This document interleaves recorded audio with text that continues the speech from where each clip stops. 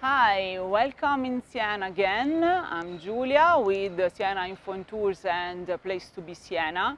We are in a very special place to me. I'm very linked to this place because I studied here in this university, History of Art. We are in the southern part of Siena. We are in the Terzo di San Martino, where my contrada, my district, is the Shell, so is the place where my heart is. And I want to introduce you to this beautiful church, the church of San Raimondo al Refugio.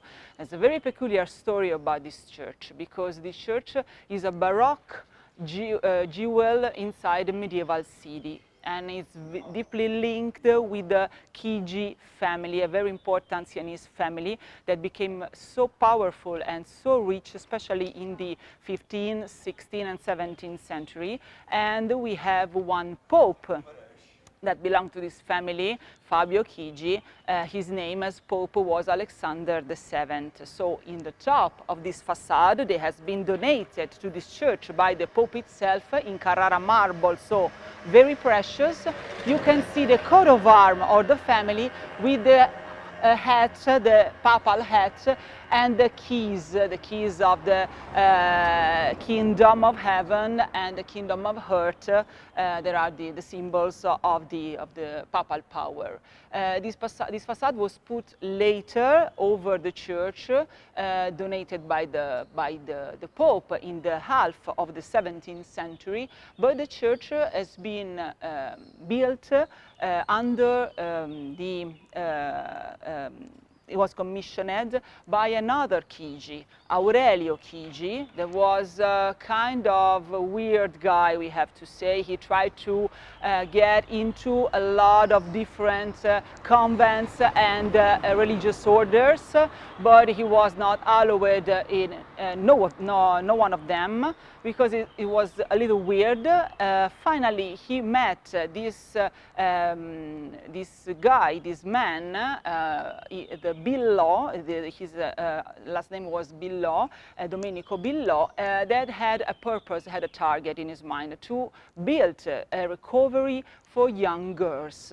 I mean, young girls coming from poor families, or young girls, noble ones, but with whose family was in decay, so with no money. And it was very difficult to be a woman in these times because if you don't have any money to get married, you could become a whore or a nun. So to give them some instruction and to give them some possibility in life, they built together this church and this recovery. His name was a conservatory, and they bought also a lot of palaces all around here. Now you can see there are private houses. Here there's a school. Just at the end of the street there's the entrance for students, female students that are coming in town to study Italian, to study our art, our history.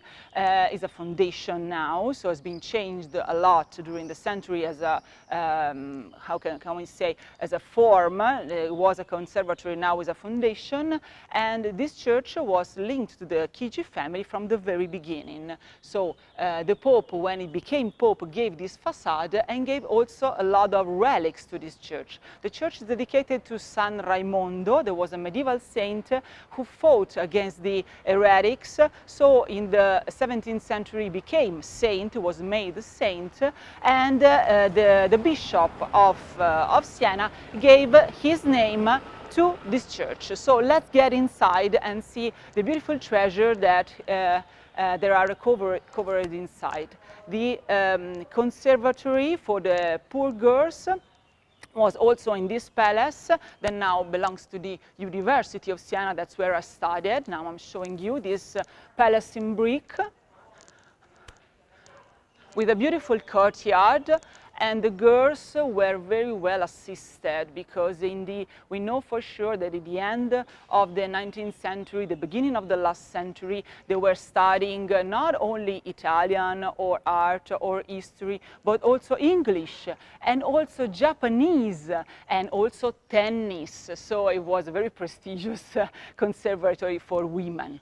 Let's get in.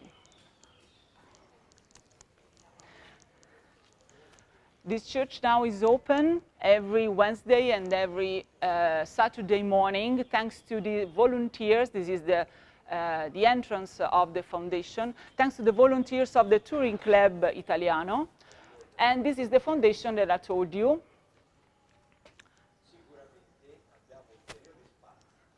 We get in. In this first place, we can see it's like, I have to take my mask on because we are inside now.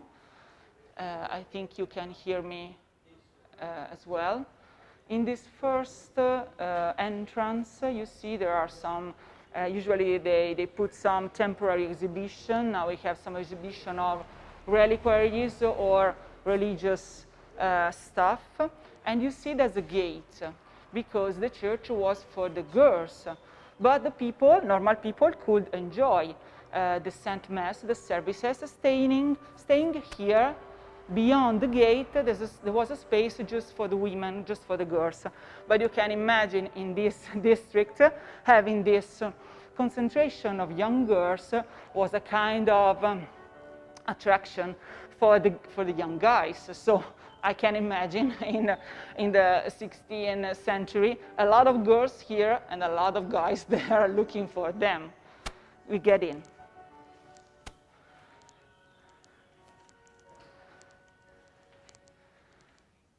You see, it's open thanks to the Touring Club. And you see all the decoration has been realized in a very few years. So we're talking about 20, 25, 30 years or not more. They commissioned this piece of art, these canvases, to the most important painters of Siena in this time. So we're talking about the end of the 16th, the beginning of the 17th century. So we have a decoration dedicated to San Raimondo, but in two little canvases I'm showing you. The ones here on the left and on the right of the main altar, these little two canvases talking about stories of San Raimondo. The other ones are dedicated to the birth. You see the adoration of the shepherds here on the center. And on the lateral altar, we have some canvases dedicated to the two of the most important saints of Siena. Here we have San Galgano, the saint that became saint 4 years after his death. So in 1185, he died in 1181. After 4 years, he was made saint. This is his dying in front of two bishops. And in the lateral canvases here, we have two stories of him. So his conversion in front of the Archangel Michael, here on the left, and on the right, he just put this word in the stone and he became an hermit. He was a knight, he became an hermit. We have this dedication here because near there, in another convent, there was the relic of his head here in Siena. And this altar on the right is dedicated to St. Catherine of Siena. So this is the mystic marriage of St. Catherine. The other two are two miracles, two visions of her. She's the patron saint not of Siena, she's the patron saint of Italy. She's also the patron saint of Europe, so it's very important. And she had a lot of vision. She was a very tough girl in the Middle Ages. She learned how to read and write down by herself. He wrote a lot of letters, and she was one of the reasons why the Pope came back from Avignon to Rome in the middle of the 14th century. You see all this decoration in the Baroque style with stucco, gilded statues, and all these reliquaries are all donation and all be commissioned by the Chigi family. So the church is all original, even the floor.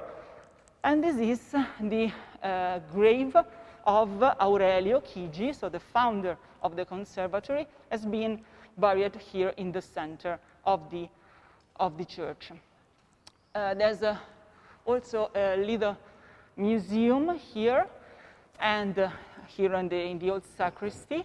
But I wanted to show you, before going to the museum, here on the top of this gate, on this wooden gate, there's a statue, the statues of faith, you see. It's a statue probably realized in the late 18th, beginning of the 19th century, and it's an allegory. It's made in plaster, but it's a weird story, a very peculiar story, because in the late 80s, two scholars, two art historians, they discovered that this statue there was a hole on the back.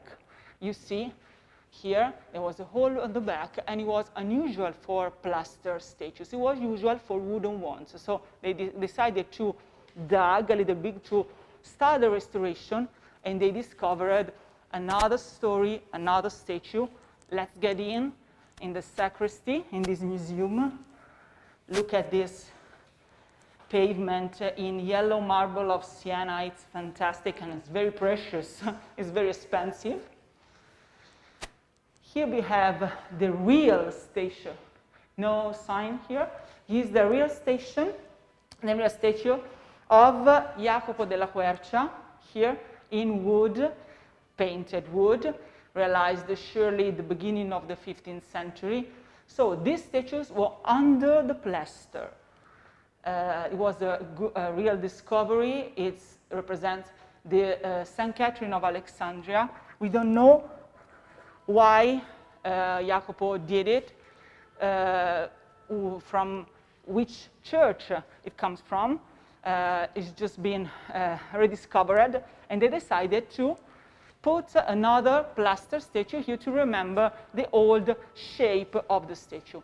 There are a lot of stuff inside, a lot of beautiful treasures, but I'm inviting you here in Siena to see with your own eyes this beauty, this majestic Baroque church. There are a lot of secrets to be discovered in this church, and especially about the family, the Sienese families. We have a lot of story to tell you. So I'm inviting you also next Wednesday. There's going to be a tour about the noble families of Siena with me. So you can come and discover other little treasure, other little keys to better understand this city that is very full of gems, hidden gems, in every place where you go. So thank you for your attention. See you tomorrow with another live, and see you next Wednesday for the tour connected to the noble families of Siena. Bye-bye.